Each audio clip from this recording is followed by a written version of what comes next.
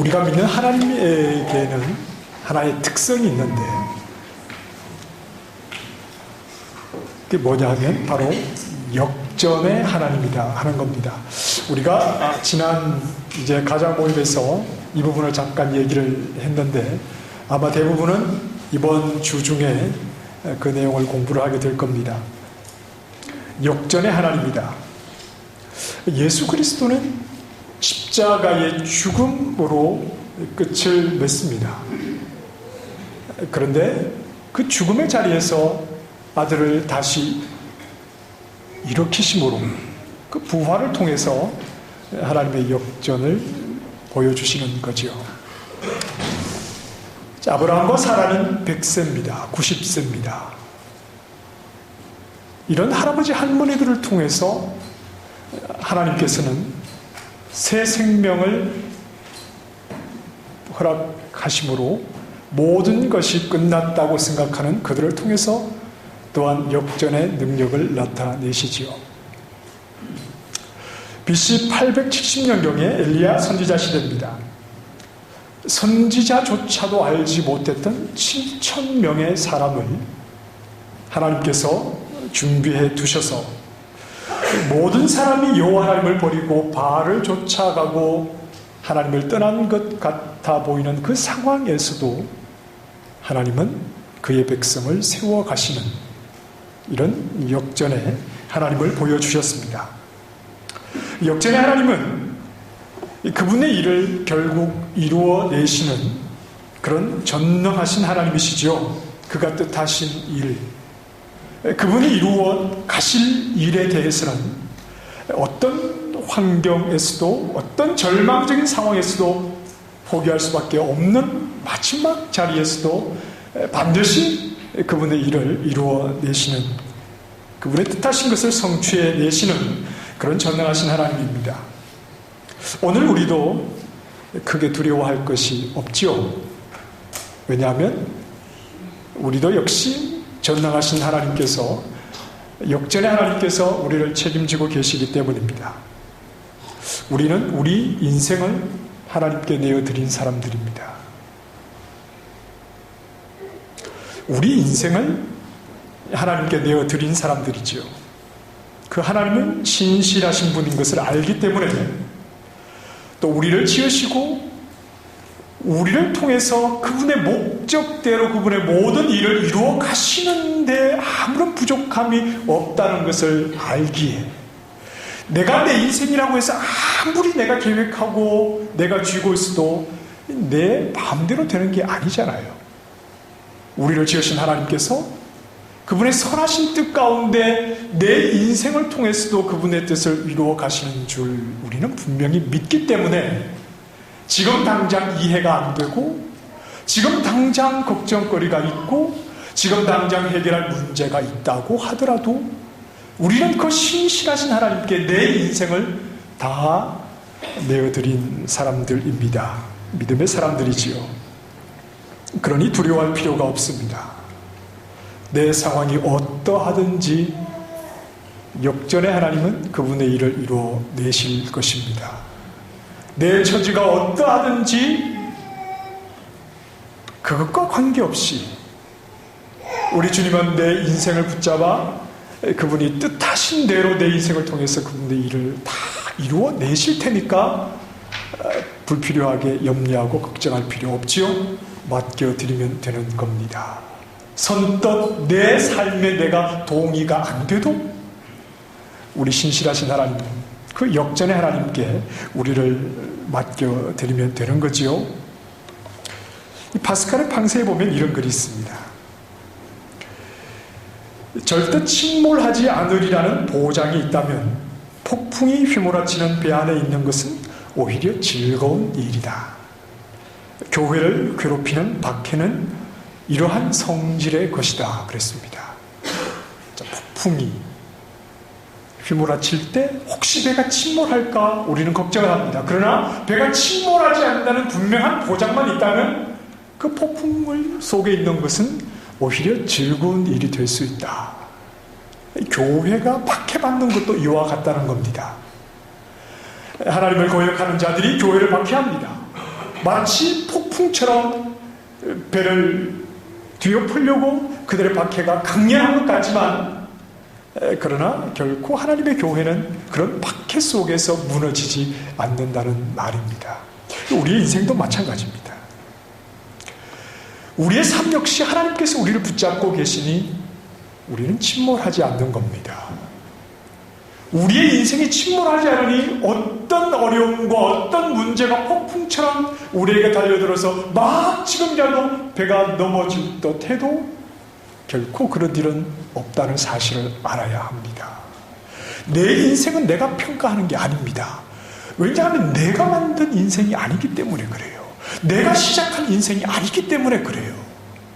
내 인생을 내 눈으로 이렇다 저렇다 성공이다 실패다 이렇게 평가할 필요가 없는 것은, 하나님께서 우리를 지으시고 비록 사막의 음침한 골짜기를 지나는 눈물의 시간이었다 하더라도, 내가 생각하고 계획한 그 일들이 내 뜻대로 이루어지지 않았다 하더라도 그분은 내 인생을 통해서 결코 좌초하거나 침몰하지 않도록 나를 꽉 붙잡아서 그분의 일을 이루어가고 계시는 겁니다.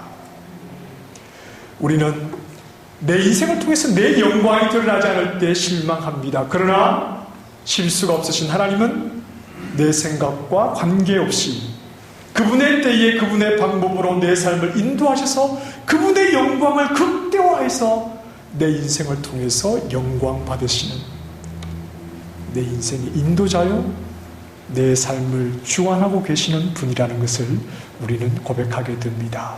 그분께 맡겨드리면 되는 겁니다.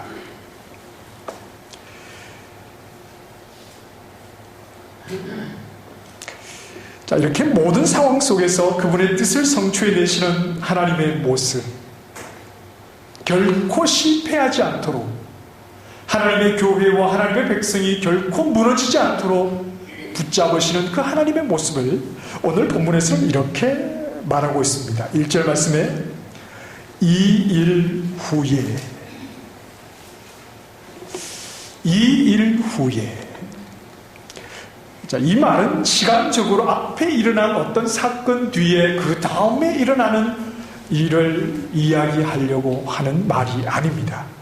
동시에 일어나고 있는 다른 장면을 소개할 때 요한계시록에서 몇 차례 등장하는 표현입니다. 이 일 후에, 어떤 일이 끝났으니까 시간적으로 그 다음 일을 이야기하는 것이 아니라 동시에 일어난 어떤 상황, 그 다음에 또 동시에 일어난 다른 상황을 설명하려고 할 때 이 일 후에 이렇게 설명을 합니다. 자, 지금 이 요한계시록 7장 오늘 본문 앞서서 일어났던 사건은 어떤 겁니까? 요한계시록의 환상을 통해서 요한이 보았던 사건은 어떤 것입니까? 하나님의 진노의 큰 날이 임하는 것을 보았지요. 하나님께서 진노하시는 진노의 큰 날이 임하는 것을 보았습니다. 그러면서 이 일 후에 라고 말하면서 동시에 어떤 일이 이루어지느냐, 바로 하나님 백성을 구원하시는 일이 이루어진다는 겁니다.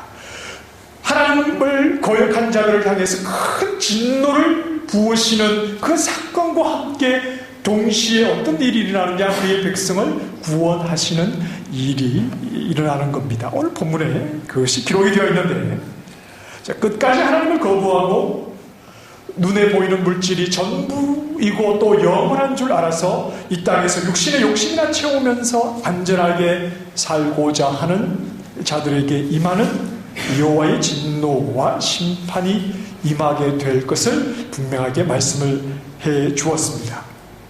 이미 역사 속에서 일어났던 심판들을 볼 때 노아 홍수라든지 또 소돔 고모라의 심판에서 보여주는 것처럼 끝까지 하나님을 거역하고 하나님께 돌아오지 않는 자들이 있습니다.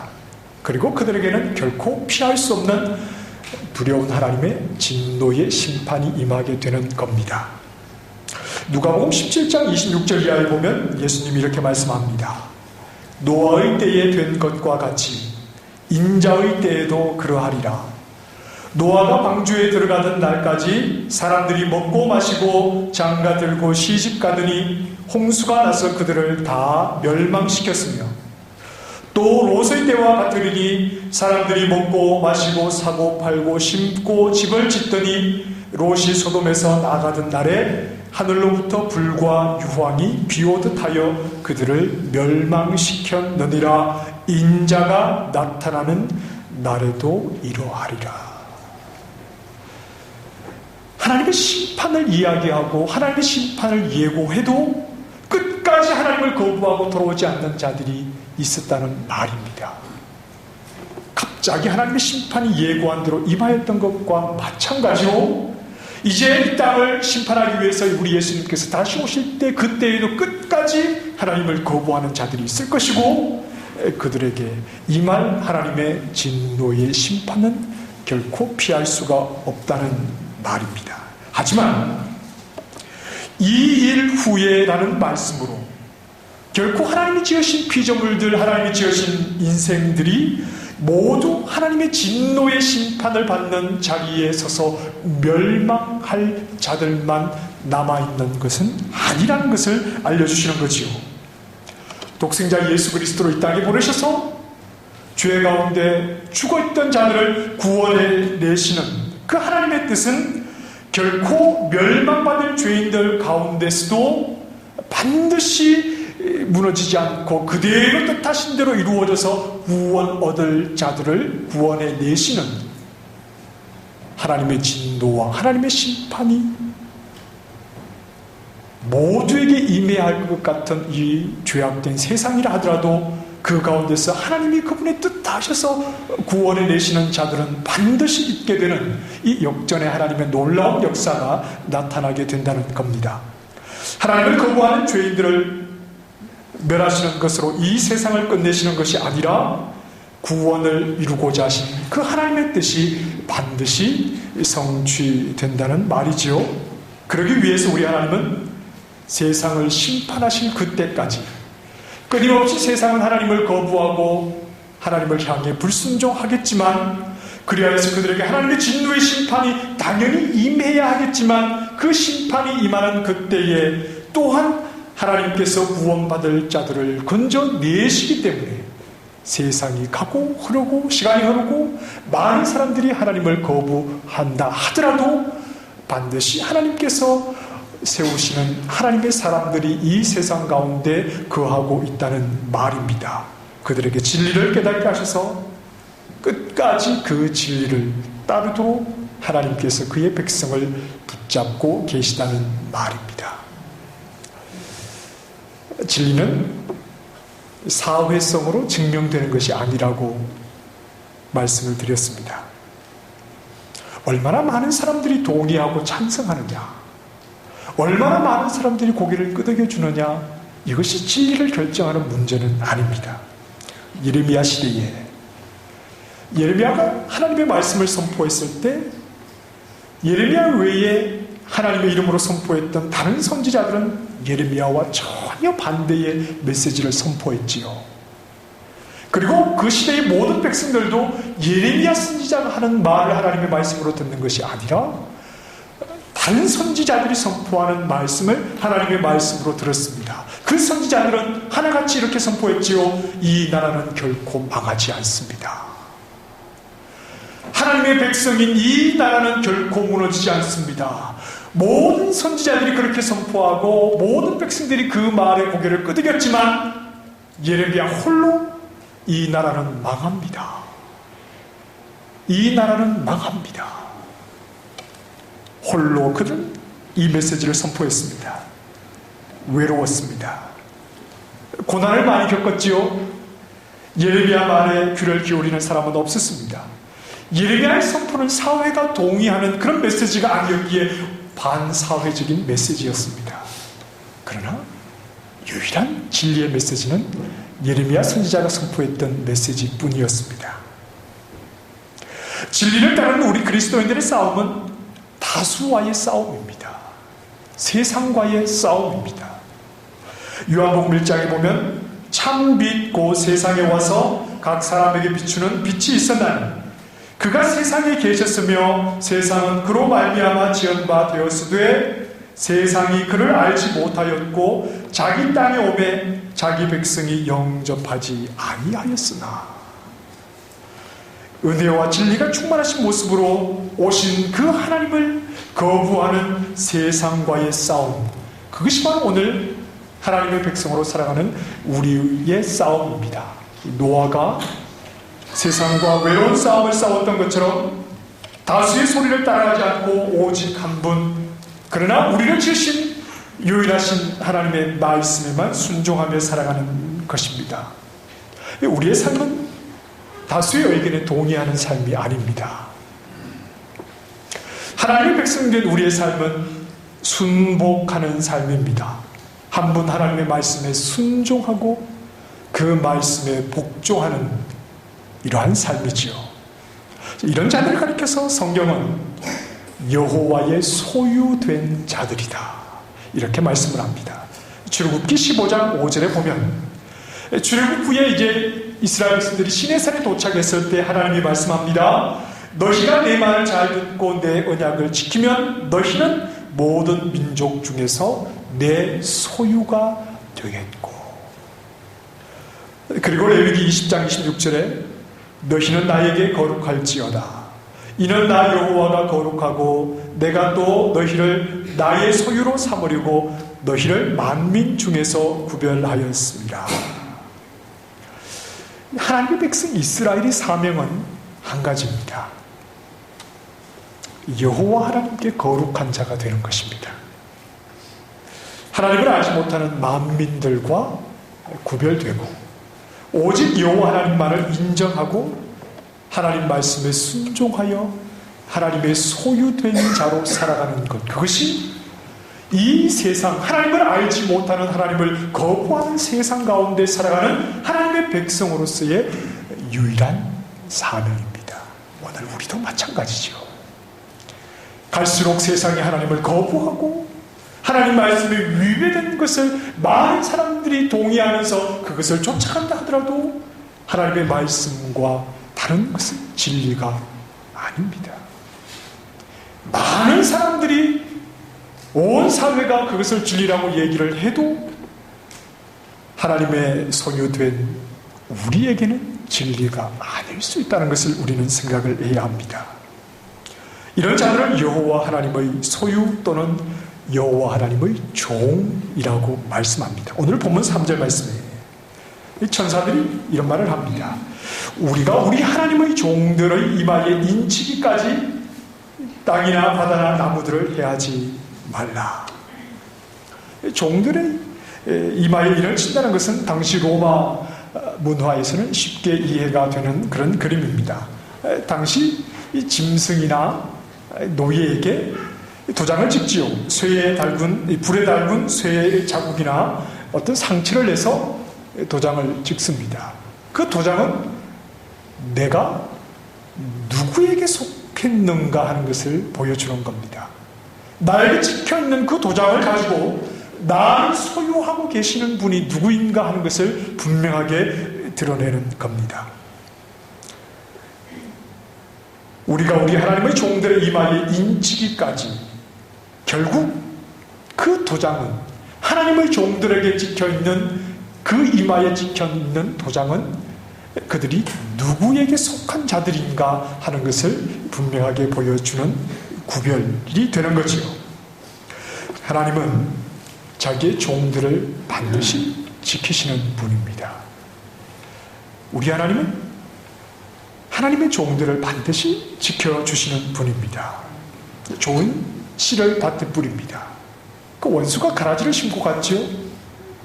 그 가라지를 뽑기 원하는 자들에게 주인이 뭐라고 말합니까? 주인이 이르되 가만두라. 가라지를 뽑다가 곡식까지 뽑을까 염려하노라. 가라지는 주인이 원하지 않는 거지만 그것을 가만히 두는 이유가 뭡니까? 혹시 그것을 뽑다가 곡식까지 뽑힐까 염려하시기 때문입니다.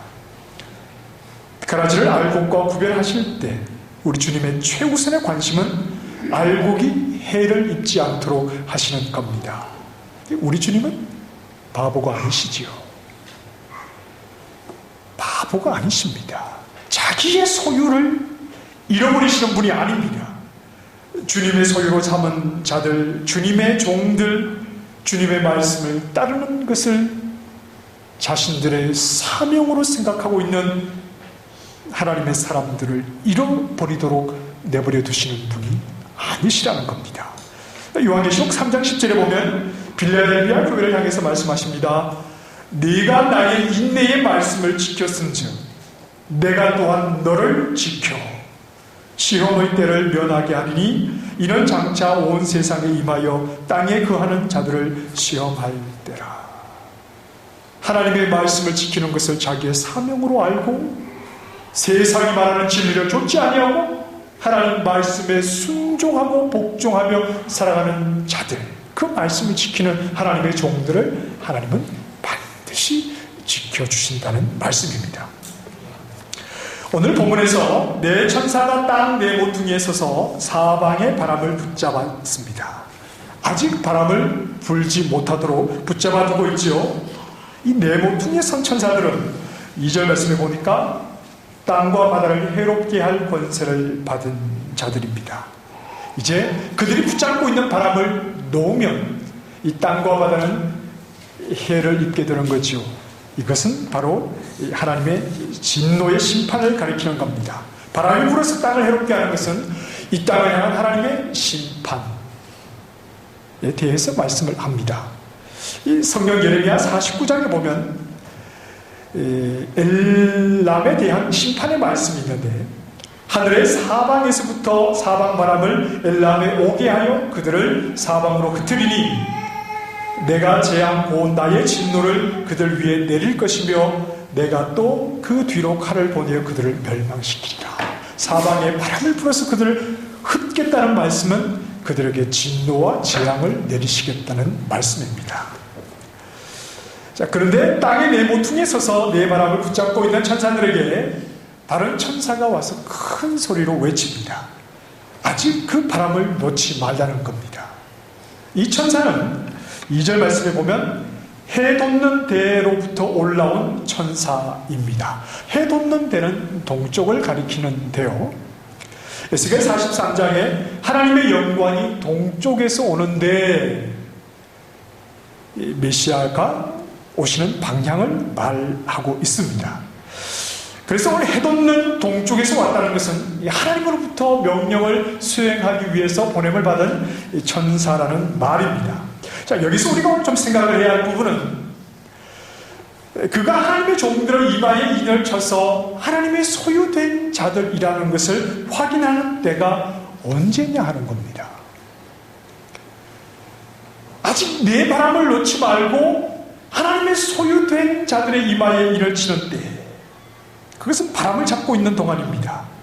바람을 놓아버리지 않으면 안 되는, 이 세상을 심판하지 않으면 안 되는 그때입니다. 하나님의 진노가 임해야 할 수밖에 없는 상황이라는 말이지요. 바람을 잡고 있습니다. 이것은 곧 이 땅에 하나님의 진노가 임할 수밖에 없는 상황, 그런 지경이 되었다는 말입니다. 이때 하나님의 종들의 이마에 인을 쳐서 하나님의 소유된 자들이라는 것을 확인하시겠다는 겁니다.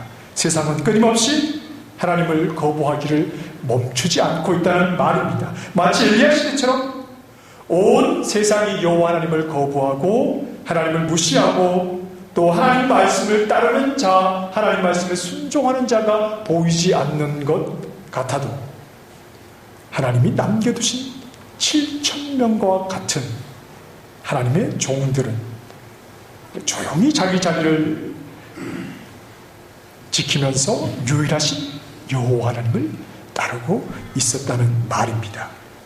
악한 자들을 심판하시는 그때 하나님의 종들을 이마에 인을 쳐서 하나님의 소유권을 분명히 하시는 겁니다.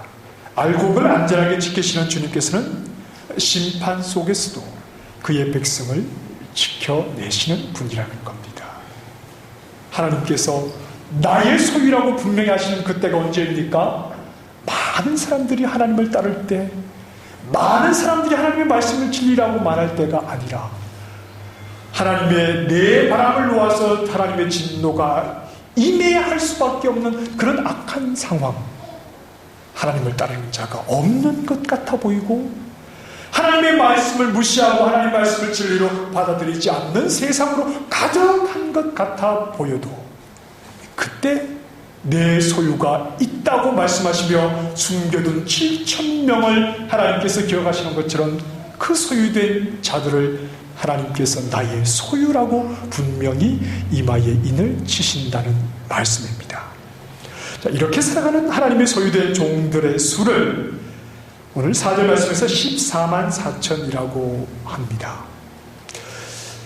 자, 어떤 이단은 이 14만 4천을 문자적으로 해석을 해서 이 세상에서 구원 얻을 자는 14만 4천 명, 정확하게 숫자가 그렇다, 이런 말을 합니다만, 그러나 대부분의 복음주의 학자들은 그 의견에 동의하지 않습니다. 이 14만 4천이라고 하는 것은 상징적인 숫자라고 말을 합니다. 오늘 본문에 나온 12지파가 있습니다. 14만 4천을 구성하는 12지파의 이름은 구약에 등장하는 12지파와 그 이름이 정확하게 일치하지는 않습니다. 이 12지파라고 하는 이 하나님의 백성을 나타내는 그 숫자의 상징성을 그저 가지고 온 것이라고 볼 수 있습니다. 그리고 오늘 나오는 이 본문에 나오는 지파들 가운데는 단 지파가 빠져 있는데요, 창세기 49장이나 사사기 18장에 보면 단 지파는 하나님께 불순종하는 자로 드러나게 됩니다. 부정한 지파지요. 그리고 8절에 보면 요셉이라는 지파가 들어가 있습니다. 요셉은 끝까지 하나님의 약속을 붙잡은 사람이었지요. 단 지파가 빠지고 요셉 지파가 들어왔다는 것은 결국 상징적으로 나타나는 이 12지파로 구성되는 하나님의 백성의 성향이 어떠한가 하는 것을 말해 주는 것입니다. 14만 4천이라는 수를 해석하는 방법은 다양한데, 하나님의 백성을 가리키는 구약의 12지파와 그리고 진정한 하나님의 이스라엘을 구성하는 신약시대의 12제자들을 곱하고 여기에다가 1000이라고 하는 숫자를 곱하면 14만 4천이 나옵니다. 이게 보편적인 이 14만 4천을 이해하는 개념입니다. 그 왜 1000을 곱하느냐? 이 1000이라고 하는 숫자는 많다는 의미입니다. 베드로후서 3장 8절에 보면 주께는 하루가 1000년 같고 1000년이 하루 같다, 이런 말씀이 있습니다. 여기서 말하는 1000년은 정확하게 1000년을 가리키는 것이 아니라 많은 시간을 가리키죠. 그래서 이 1000이라고 하는 숫자는 많다는 겁니다. 그래서 14만 4천을 가리켜서 이 요한계시록 7장 9절 말씀에 보면 셀 수 없는 큰 물이다, 또 이렇게 표현을 했습니다. 하나님의 백성들, 거기다 1000을 곱해서 셀 수 없는 많은 백성들.